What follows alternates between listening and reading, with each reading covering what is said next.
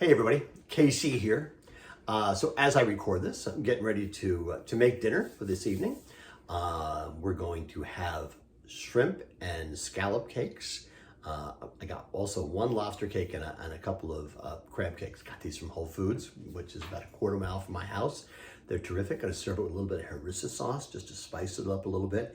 And then I'm gonna do it on a bed of sauteed spinach. It's really, really, really good. Looking forward to serving it with a bottle of Pinot Gris from Carlton Cellars in Oregon. And, it's going to be a good meal.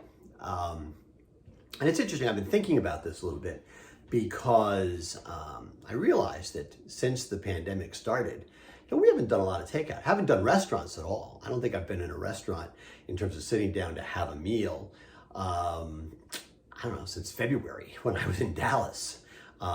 Done a little bit of takeout, but not a lot. We occasionally would pick up Chinese food, but quite frankly, where I live in Connecticut, Chinese food is kind of crappy. There is a Tex-Mex place that occasionally will go and pick some stuff up. I've sat down in that restaurant once just to have a drink, just because the food wasn't ready, and I figured, I'll really push the envelope here. We used to do pizza on a regular basis. But now I found I like making pizza more than I like ordering out pizzas. So I would say 3 out of 4 times I'll make pizza in the backyard.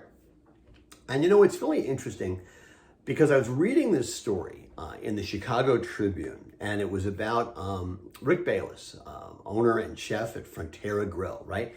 And one of the things of the story was about how he has been trying to figure out how to deal with the pandemic and the fact that the restaurant business has gone to hell. And listen, he's in a much better situation than a lot of people because he's got a lot more options and a lot more resources at his fingertips that he can play with. Although he's had to lay off a lot of people, furlough them, and convert largely to being a takeout business, which is, they were dining outside, but it's Chicago, it's December, not a lot of that going on.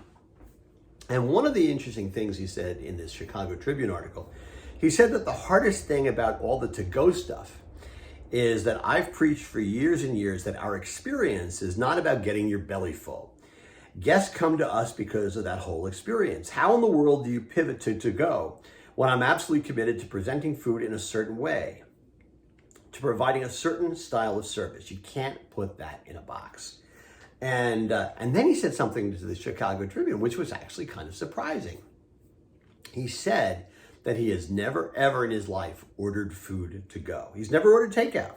He said, I've never ordered a pizza delivered to my door. And he said, I'm a good reheater.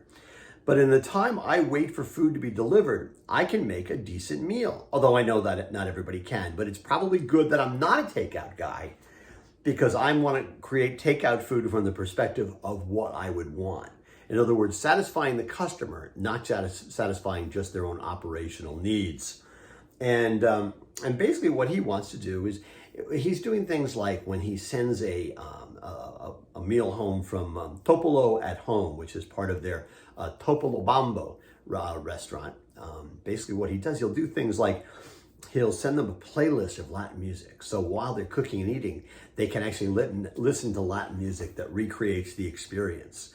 Or he'll provide video links that'll give people instructions on how to reheat the food, and maybe even how to create a swoosh of black beans that go across a ribeye steak. I think that's kind of brilliant. And I think it's the thing that, supermarkets, especially as they want to kind of keep the business that they have gotten because restaurants have been troubled, one of the things that they're going to need to do is raise the game. I think it's a great idea to provide playlists, to provide video instructions, to be engaged with the customer, not just in the store, but also at home, and figuring new ways to do it.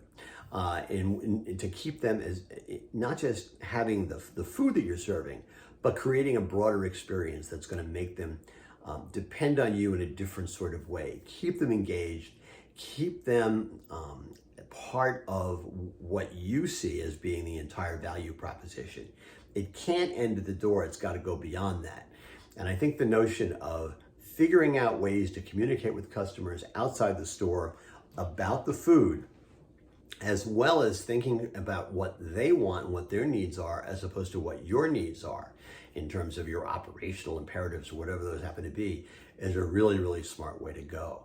I'm amazed that he's never ordered takeout, but quite frankly, I sort of appreciate that because you know something? He's absolutely right. It's not that hard. If you've got a decent supermarket near you that can provide you with the ingredients, and you've got some kind of an imagination to make a meal, it's going to be better and it's going to be fresher if you just engage with it, and if you spend a little time and show a little dedication. I'm not a great cook, right? But I've decided during the pandemic that I'm going to become a better cook and try different kinds of things, simply because that's the way I'm going to eat well, eat the way I'm going to want to eat. And I think that's something that supermarkets can talk to their shoppers about. How can we make you better at doing this? I think it's an idea. Anyway, that's what's on my mind this morning. And as always, I want to hear what's on your mind.